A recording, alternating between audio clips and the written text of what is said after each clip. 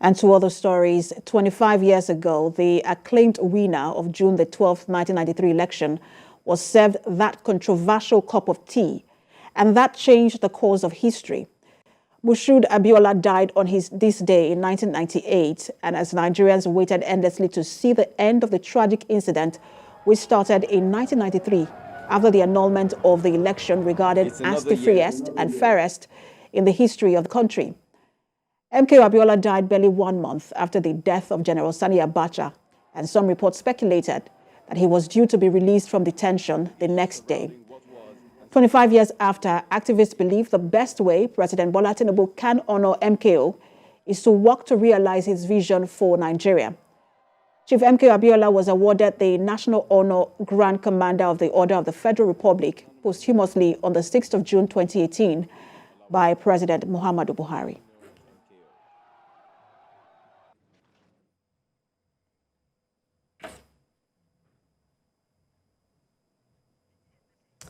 I have joining me the daughter of MKO Abiola, Hafsat Abiola Costello. Good to have you join us. Thank you for having me on your program. You know, we often talk about MKO Abiola, and we remember someone who, highly regarded as the hero of democracy. We also see him as someone who has set that vision for Nigeria. But, when we talk about him, we often forget that, he was also a father and your father. And that's why I wanted to ask you, what you remember about the events surrounding his death and how you were told at the time. I was actually preparing for his release, and I was making plans. I was in Washington, D.C., because I'd been involved with Professor Shoyinka and many others in the struggle to actualize the mandate. So I was in Washington, D.C., preparing to book a flight to come home so that I would be home when he was released. Then I got a call, and it was, I think it was a journalist, an American journalist, asking for my reaction on about the news that my father was dead. And I said he must be mistaken. Then I got another call, a second call from Professor Badigeshi.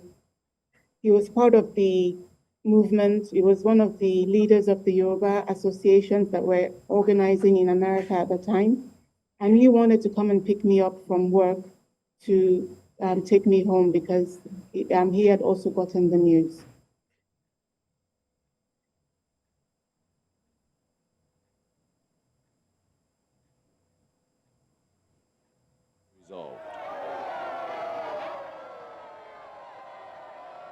I couldn't hear what you said. All right, there was a bit of connection gap there, but you were speaking to us about how you heard from a journalist who was asking you questions, whether you heard about your father's death, and you were wondering how true that was. But and it must have been devastating to have heard about your own father's death, on the news, being asked by a journalist. But 25 years from since then, 25 years after, has your family gotten closure, and what will closure look like? I mean, to be honest, the loss was huge, especially because it came after the assassination of my mom, which had occurred 2 years before that. And so we were really bereft. And in some respects, we're still recovering. I think we maybe even were doing better initially because maybe the extent of the loss was not really clear to us because we'd never suffered those kinds of losses ever before. And the more time passes, the more that we realize just really what a tragedy it was for our family. I'm thinking also of my youngest two siblings who were 7 and 9 when my mother was killed. And they were 9 and 11 when they lost their father as well. The very youngest of them, Muhammad al-Hadi, is in his 30s now and deals with all kinds of anger management issues.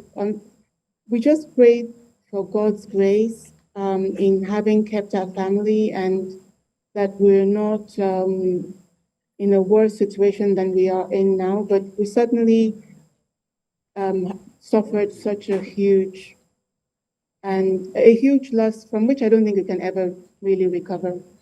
And I think, but in the positive end of it, I think it's given us a lot of empathy for people in Nigeria as a whole, because when we meet other people who've lost parents, and many of them, some of them lost their parents when they were babies, when they were really young, you kind of realize that you were even fortunate. I mean, I was about 21 when I lost my mom, 23 when I lost my dad. So I was even pretty much a young adult. So we just thank God, really. And you said empathy, and I'm sure there are those who empathize with you, but I think it's more of respect and high regard. I'm not sure that, even for generations to come, anyone will ever forget your family and what your father stood for, especially for this country. But, at that time, MK Abiola's doctor then, now late Dr. Ore Falomo, he gave some account about his last meeting with him. Can you recount it? And what is your opinion about, that particular version of the story? I don't recall what Dr. Falomo said. What did he say exactly? I was hoping that you can help us, recount it. But, when the different versions you have heard on whether on the news or, from different individuals, do you think that that exactly what played out? I mean,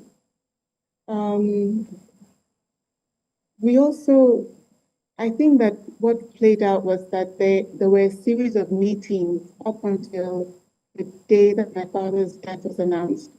So if you recall, there were, what happened was on June, I believe it was the 8th of June, General Abacha died.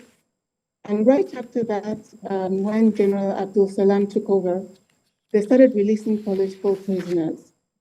And it was at this point that we were thinking that at any day now, they should release MKO. But instead, what we found was a flurry of diplomatic visits from the UK Foreign Secretary, then the Commonwealth Foreign Secretary, Secretary General, then the UN Secretary General, and finally the US State Department mission. And it was in that last meeting that my father died. And in all those meetings, they were trying to, from what I could gather, they were trying to figure out the terms upon which it could be released.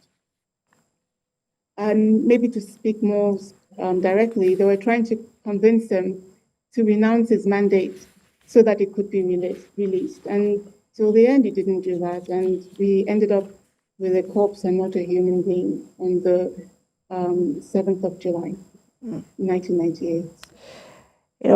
Thank you so much for taking time out to talk to us, and we hope that his vision for Nigeria. Many people are now saying that, this current president, who was also part of NADECO, perhaps will help realize that vision for Nigeria. Thank you for talking to us, Hafsat Abiola Costello. I hope so too, and thank you for having me on your program.